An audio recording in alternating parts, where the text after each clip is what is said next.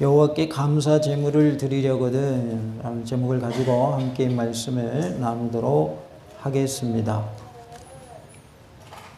감사는 만병통치약입니다. 그래서 감사할 때에 우리 질병도 고침받을 수 있고, 감사할 때의 문제도 해결되고, 감사할 때의 근심, 걱정, 불안, 초조, 우울한 마음, 어두운 마음, 두려운 마음이 다 사라지게 되고 우리의 심령에 평안이 임하게 됩니다. 그래서 감사는 만병통치약이다라는 말이 생겨났습니다. 나는 얼마나 감사하며 살고 있습니까?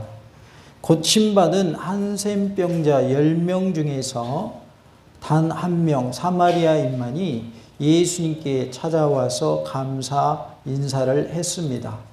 하나님은 이렇게 감사하는 한 명을 찾고 계십니다. 나는 9명에 속합니까? 아니면 한 명에 속합니까? 감사하는 자가 많지 않기 때문에 하나님께서 우리에게 그 한 명이 되라고 하십니다. 모든 것이 다 하나님의 은혜고 하나님이 도와주셨기에 오늘까지 이르렀는데 우리는 감사하지 못하는 일이 너무 많은 것 같습니다. 오늘 이렇게 하나님 앞에 나와 예배드리는 자체도 뭐 할 일일까요? 감사할 일인 줄로 믿습니다. 그러면 모든 것은 감사할 일이 아닌가? 우리가 감사함에 있어서 범사에 감사를 하셨기 때문에 나오지 못한 상황 속에서도 우리는 감사할 수 있어야 합니다. 내가 몸이 아파서 병원에 입원해 있다. 그럼 못 오잖아요. 그럼에도 불구하고 병원에 있음에도 불구하고 감사하는 것이 그것이 신앙인의 모습이다라는 겁니다. 그래서 우리는 이래도 감사 저래도 감사할 수 있기를 원합니다. 그래도라는 섬이 있습니다. 이 섬에서는 사람들이 이래도 감사하고 저래도 감사합니다. 그래서 섬 이름이 그래도입니다. 이 그래도라는 섬은 감사의 섬입니다. 또 하나의 섬이 있는데 해봐도라는 섬입니다. 해봐도 안 되더라. 그래서 이 섬은 불평의 섬입니다. 나는 어느 섬 주민입니까? 그래도입니까? 해봐도입니까? 그래도가 되시기 바랍니다. 그래도 주민이 되셔야 돼요. 해봐도 안 되더라. 기도해봐도 응답이 없더라. 전도해도 전도가 안 되더라. 감사하면 복 주신다더니 감사해도 별 볼 일 없더라. 이게 무슨 도 사람들의 말이에요? 해바도에 사는 사람들의 표현입니다. 그러나 그래도에 사는 사람들은 뭐라고 그래요? 이래도 감사, 저래도 감사, 이래도 하나님께 영광, 저래도 하나님께 영광이라고 말합니다. 우리가 건강한 것이 하나님의 복이지만 건강하지 못해도 내가 예수님 믿어서 천국 가게 되었으니 감사합니다 하면 어디 섬에 살고 있는 사람이에요? 그래도예요? 해봐도예요?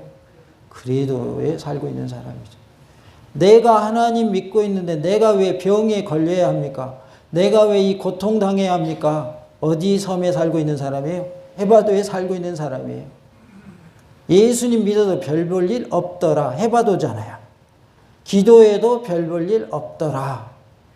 이게 해봐도에 있는 사람들의 모습이에요.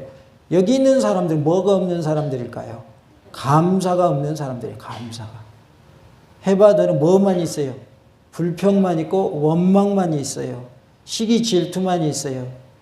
또 우리가 절대 감사를 해야 되는데 절대 감사하는 것은 우리가 무조건 감사하는 걸 말하고 있어요. 그래서 어떠한 상황 속에서도 무조건 감사는 절대 감사의 신앙이 되시기 바랍니다. 또 하나는 상대 감사가 있어요. 남과 비교하여 감사하는 것을 상대 감사라고 그래요. 이 감사는 남과 비교했을 때 내가 조금이라도 못한 것 같다 그러면 상대적 감사이기 때문에 감사보다는 뭐가 더 커질 수가 있어요? 원망, 불평이 더 커질 수가 있어요. 왜? 상대적인 감사이기 때문에. 그러나 절대 감사라고 하는 것은 이래도 감사, 저래도 감사이기 때문에 감사할 수 있는 거예요. 우리 신앙은 어떤 신앙이 돼야 될까요? 절대 감사가 돼야 될까요? 상대 감사가 돼야 될까요? 절대 감사가 돼야 됩니다. 학교에서도 성적을 채점하고 점수를 줄 때 절대평가가 있고 상대평가가 있습니다. 절대평가는 뭐냐면 점수를 정해놓고 그 점수에 도달해야만 A, B, C 이렇게 등급을 매겨주는 거예요. 근데 상대평가는 뭐냐면 다 시험을 못 봤어요. 그러면 그 중에서 잘한 사람을 A 주는, 이게 상대평가예요. 절대평가는요, A라고 하는 성적이 도달한 사람이 하나도 없다 그러면 A 줘요, 안 줘요? 단 한 명도 안 주는 게 절대평가예요. 감사가, 절대감사가 그와 같다 그 말이에요. 이래도 감사 저래도 감사, 이게 절대감사예요. 그래서 감사는 우리가 절대감사가 돼야지 상대감사가 되면 안 돼요. 이럴 때는 감사하고 저럴 때는 감사 안 하고, 나에게 100만 원을 주셔서 감사했는데 옆 사람이 100만 원이 아닌 더 많은 것을 얻었어요. 그러면 하나님 왜 저 사람은 500만 원 주고 저 사람은 왜 1000만 원 주고 나는 100만 원이에요? 감사가 나와야 안 나와요? 감사가 안 나오죠. 그래서 우리는 절대 감사의 모습이 되어야 할 줄로 믿습니다. 100만 원 준 것도 누가 주신 걸까요? 하나님이 주신 거예요. 그 100만 원도 하나님이 허락하지 아니하시면 그 돈이 내 것 돼야 안 돼요? 안 되는 거예요. 근데 그거 생각 안 한다고요. 아니 나는 왜 100만 원인데 저 사람은 500만 원이고 또 다른 사람은 왜 1000만 원이야? 아이고 하나님 나빠요 그런단 말이에요. 하나님이 나쁜 거예요? 내가 나쁜 거예요? 내가 나쁜 거죠. 왜요? 하나님이 100만 원 주신 것도 하나님이 주신 건데 왜 그 감사를 안 하냐고요. 마치 10명의 한센병자가 다 고침받았는데 9명은 그냥 가버린 거와 똑같은 거예요. 고침받았으면 뭐 해야 되는데? 감사해야 되는데, 감사할 줄 알아야 되는데 감사가 없는 것이죠. 그래서 우리의 감사는 절대 감사가 되어야 할 줄로 믿습니다. 우리 모두가 어떤 섬에 있자고요? 그레도라는 섬에 있기를 원합니다. 혹이라도 해바도라는 섬에 있지 않기를 원합니다. 감사의 섬에 머무시기 바라고 불평의 섬에는 절대 가지 마시기 바랍니다. 그리고 남과 뭐 하지 말자? 비교하지 마시기 바랍니다. 오히려 우리는 나보다 못한 사람을 바라보면서 감사할 수 있어야 돼요. 이게 감사하는 방법이에요. 나보다 더 잘난 사람, 더 좋은 일을 겪고 있는 그러한 사람, 좋은 형편이 있는 사람을 생각하면 감사보다는 뭐가 나오기 쉬우니까 원망, 불평이 나오기 쉽기 때문에 나보다 못한 사람을 먼저 생각하시기 바랍니다. 그러면 감사할 수 있는 거예요. 나는 자전거도 없어요. 걸어 다녀요. 그러면 자전거 타고 다니는 사람, 또 자가용 타고 다니는 사람 생각하면 감사가 나와야 안 나와요? 안 나오죠. 근데 누구 생각하면 감사가 나와요? 걷지 못해서 누워있는 사람. 그 사람에 비하면 나는 건강한 거잖아요. 걸을 수 있잖아요. 그러니까 뭐가 저절로 나와요? 감사가 저절로 나오는 거예요. 감사가 저절로 나오는 거예요. 얼마 전에는 목포에서 버스가 파업을 했어요. 그래가지고 주민들이 얼마나 불편했는지 몰라요. 그래가지고 비상 노선 버스가 다녔어요. 얼마나 불편했는지 몰라요. 그러면 이제 해바도에 사는 사람들 뭐라고 그럴까요? 아니 이 사람들이 말이야 왜 파업을 해가지고 말이야 우리 불편하게 해 이렇게 하겠죠. 그런데 그래도에 있는 사람은 그래도 비상버스가 다니니 감사합니다 이런단 말이에요. 비상버스도 없으면 더 불편하죠. 그죠? 그러니까 이게 우리가 어떤 섬에 사느냐에 따라서 반응이 달라지는 거예요. 하나님의 사람은 해바도에 살아야 돼. 그래도에 살아야 돼. 그래도에 살아야 되는 거예요. 집에 가면 아마 그 생각밖에 안 날 거예요. 그래도가 뭐고 해바도가 뭐고. 그래도 감사해요. 그거라도 생각나면. 왜요? 교회 문 밖을 나가면 내가 뭔 설교를 들었지 하나도 생각 안 나거든요. 우리 성도들은 안 그러시겠지만은 감사하며 사시기 바랍니다. 옆 사람과 인사합시다. 그래도에 삽시다. 꼭 그래도에 사시기 바랍니다. 오늘 본문은 하나님께 바칠 희생 제물에 관한 일반 규례가 언급되고 있습니다. 짐승의 새끼를 제물로 삼을 경우에는 최소한 생후 8일 이상이 되어야 가능하다. 또 하나는 어미나 새끼를 함께 드릴 경우에는 같은 날에 잡지 말아라. 어미와 새끼를 둘 다 같은 날에 잡지 말라고 하셨고, 또 하나는 화목제 중 감사제로 드린 제물은 당일에만 먹어라 라고 말씀을 하고 있어요. 추수감사주의를 맞아서 우리가 어떻게 감사의 예물을 드려야 할까요? 여호와께 감사 제물을 드리려거든 어떻게 해야 한다고 하셨는지 살펴보므로 말씀을 통해서 큰 은혜가 임하는 복된 시간, 말씀 충만, 은혜 충만, 성령의 힘으로 충만한 시간 되기를 원합니다. 여호와께 감사 제물을 드리려거든 기쁘게 받으심이 되도록 드려야 한다라고 말씀하고 있습니다. 29절에 너희가 여호와께 감사 제물을 드리려거든 너희가 기쁘게 받으심이 되도록 드릴지며 라고 말씀을 하고 있어요. 그래서 우리가 하나님께 감사 제물을 드릴 때에는 나의 드리는 그 제물을 통하여서 나를 드리는 것이 돼야 된다. 특별히 나를 통하여 하나님께 참된 기쁨을 드려야 한다는 것을 말씀해 주고 있습니다. 그래서 제물을 드리는 것은 곧 누구를 드리는 것과 같다. 나를 드리는 것과 같다 그 말이에요. 그렇기 때문에 나의 모습이 제물의 모습으로 비춰지는 거예요. 하나님께는. 그러니까 제물은 단순한 감사 제물이 아니고 나를 드리는 것과 같은 의미가 있습니다. 감사 제물은 29절에 나오는데 화목제 중 감사제로 드린 희생 제물을 말하고 있습니다. 희생 제물로 드려진 그 제물이 감사 제물인데 화목제에서 특별히 감사제로 드린 제사 예물의 경우는 서원제나 자원제의 경우와는 달리 제사 드린 당일에 먹어야 했습니다. 그래서 당일에 먹어라 라고 했어요. 양이 많아서 남은 경우에는 깨끗이 불태워 버리라고 말씀을 합니다. 이것은 감사제로 드려진 희생 제물이 서원제나 자원제로 드려진 예물보다 더 고결하게 대우받는다는 사실을 보여주고 있습니다.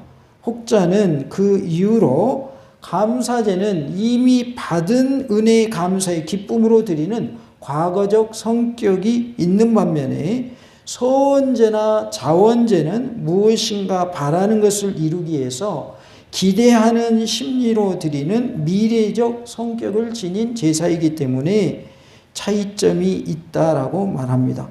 즉 감사제에는 이기적인 요소가 전혀 없는 반면에 서원제나 자원제에는 약간의 이기적 요소가 섞여 있기 때문에 감사제가 보다 더 중시되었다 그 말이에요.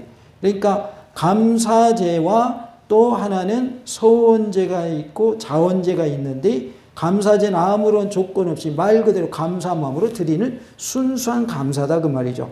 자원제나 서원제는 내가 자원하여 드리고 또 서원하는 일이 있을 때 드리는 걸 말하는데 그때에는 뭔가 내가 바라는 것이 있다라는 거죠. 그래서 나의 이기적인 마음도 어느 정도는 포함되어 있다.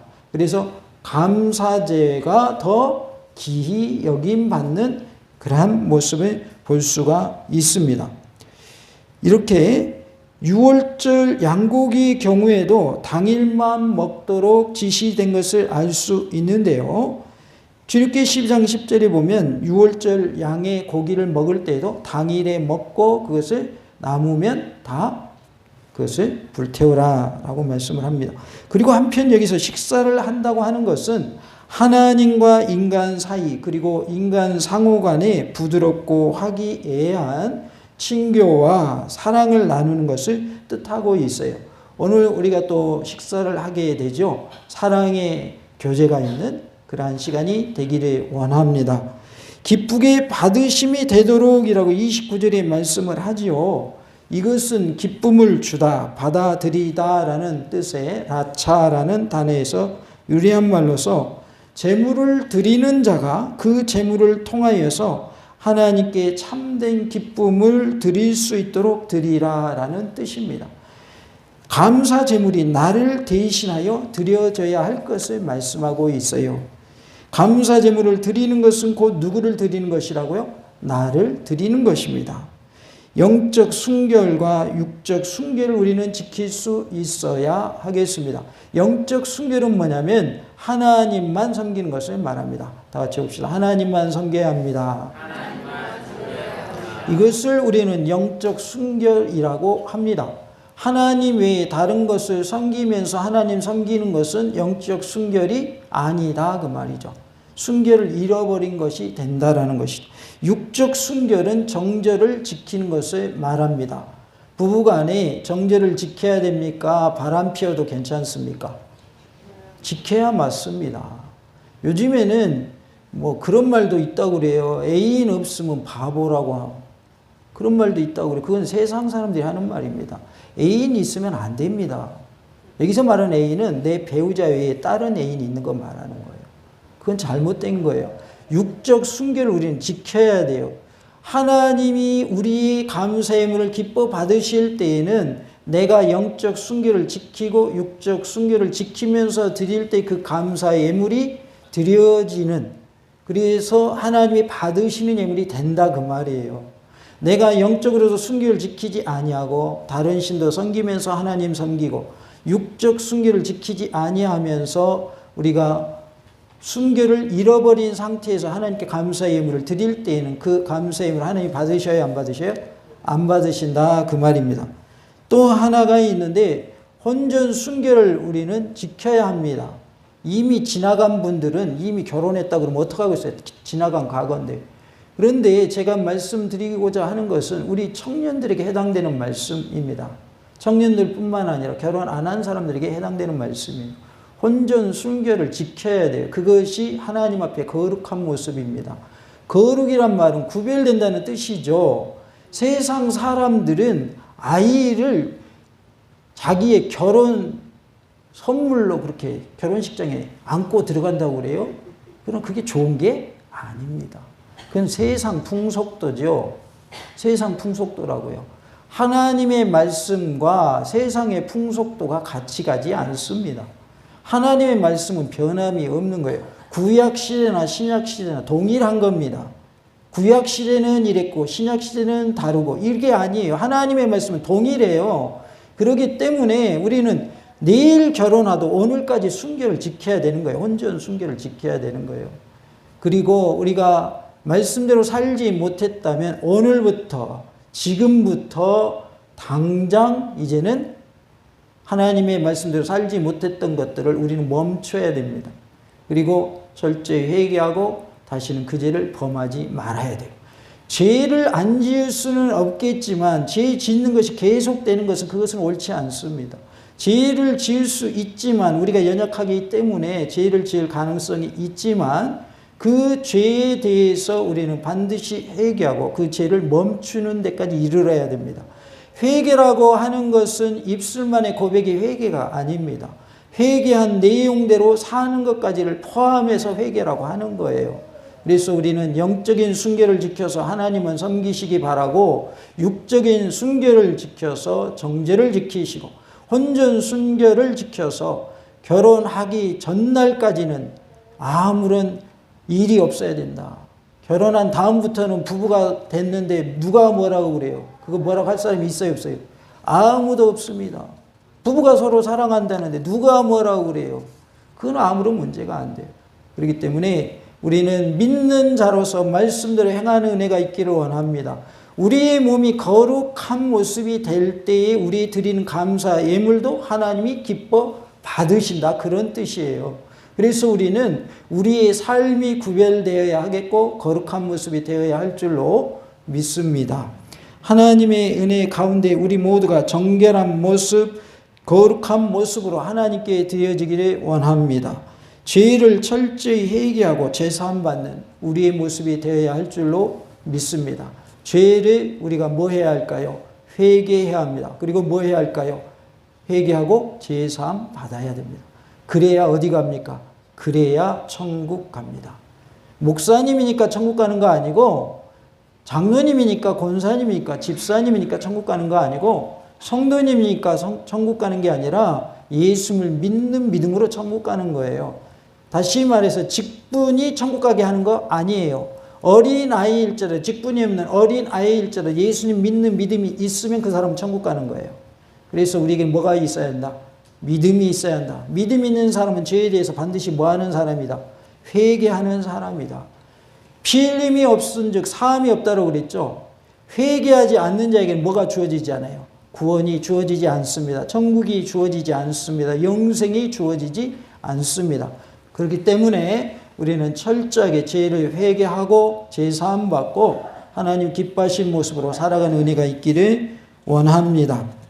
나의 몸과 영혼이 하나님이 기뻐 받으시는 모습이 다 될 수 있기를 간절히 원합니다. 다 같이 해봅시다. 나의 몸과 영혼이 하나님이 기뻐 받으시는 모습이 됩시다. 나의 몸도 나의 영혼도 하나님이 기뻐 받으시는 그러한 은혜가 있기를 원합니다. 찬양 중에 나 주님의 기쁨 되기 원하네 라는 찬양이 있어요. 아시는 분은 함께 했으면 좋겠습니다. 나 주님의 기쁨 되기 원하네. 내 마음을 새롭게 하소서. 새 부대가 되게 하여 주사. 주님의 빛 비추게 하소서. 내가 원하는 한 가지 주님의 기쁨이 되는 것.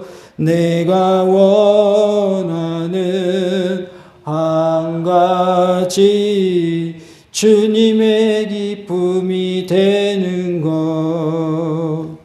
2절에 보면 겸손히 내 마음 드립니다. 나의 모든 것 받으소서.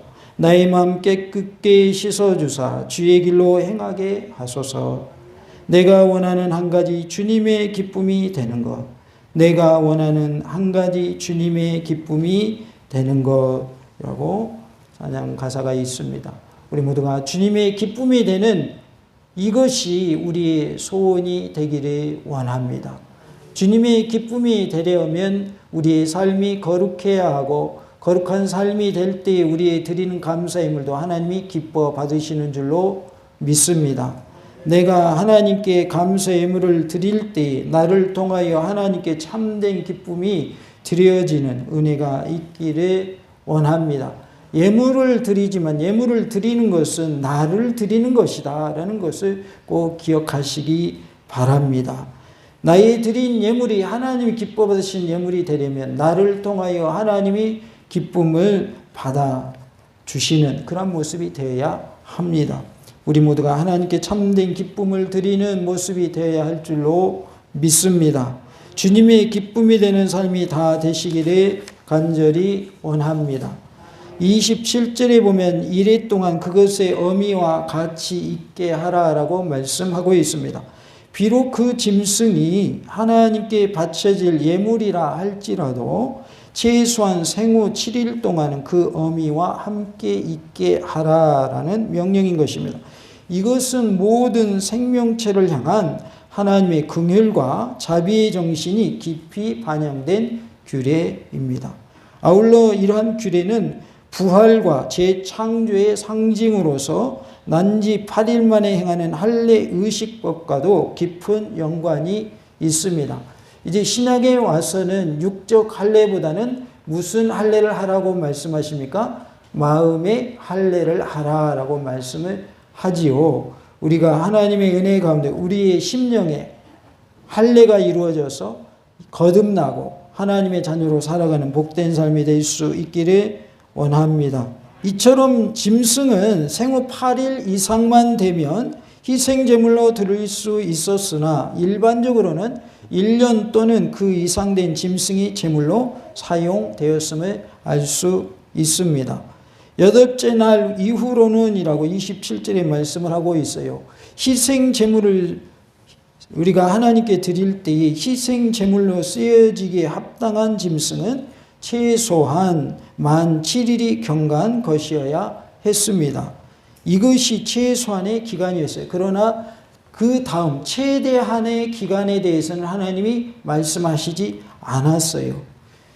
아마도 늙어서 병들거나 못쓰게 된 짐승이 아니고는 모두 가능했던 것으로 보여집니다. 한편 사사기 6장 25절에는 하나님께서 기드온에게 7년 된 수소를 제물로 요구하시는 장면이 나옵니다.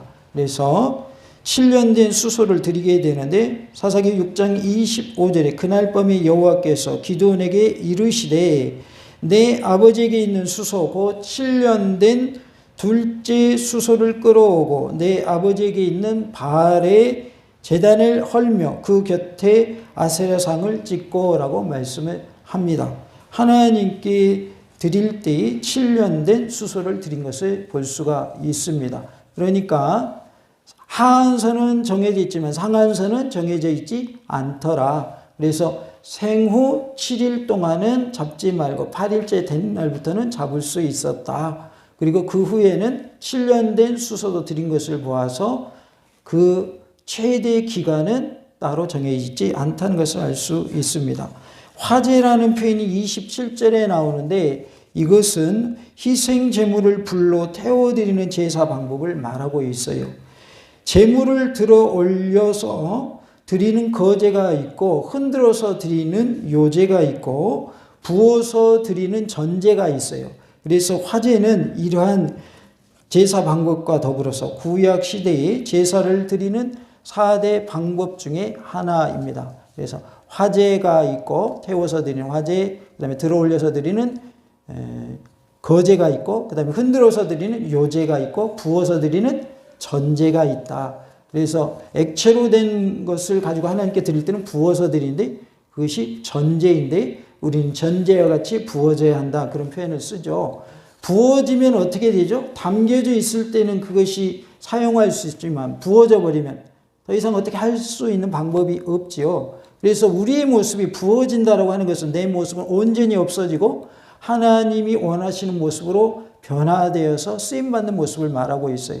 그래서 우리가 하나님께 쓰임받을 때는 나는 없어지고 예수님만 남아야 할 줄로 믿습니다. 그래서 오직 예수님 외에는 보이지 않더라라고 하는 변화상에서의 예수님의 모습과 같이 예수님만 드러내는 우리의 삶이 될 수 있기를 원합니다. 어미와 새끼를 같은 날에 잡지 말지니라고 28절에 말씀을 하고 있지요. 인간이 짐승을 잔인하게 잡는 것을 금지시킨 규례입니다. 그래서 어떻게 제물을 드릴 것인가 라는 것을 구체적으로 말씀해 주셨어요. 우리가 하나님께 제물을 드릴 때는 나를 통하여서 하나님께서 나를 기뻐 받아주시는 그런 모습이 되어야 한다. 그래서 나를 통하여 하나님께 참된 기쁨이 드려지는 모습이 되려면 우리가 어떻게 해야 할 것인가? 내가 구별된 모습, 거룩한 모습이 되어서 하나님께 감사의 예물을 드릴 때 그것은 나를 통하여 하나님께 참된 기쁨을 드리는 모습이 된다라는 것을 우리가 기억하고 먼저는 거룩한 삶을 살고 그 가운데서 감사의 예물을 드림으로 그 예물이 나의 모습이 되어서 나를 하나님이 기뻐 받아주시는 그러한 예물이 될 수 있기를 간절히 원합니다. 다 같이 해봅시다. 하나님께 감사 예물을 드리려면 나를 통하여 하나님께 참된 기쁨을 드려야 합니다. 우리의 삶 속에서 감사가 넘쳐나기를 원하고 특별히 우리가 하나님 앞에서 거룩한 삶, 구별된 삶을 사는 가운데 감사 예물을 하나님께 드림으로 하나님께 큰 기쁨이 되는 우리의 모습이 될 수 있기를 간절히 원합니다. 할렐루야!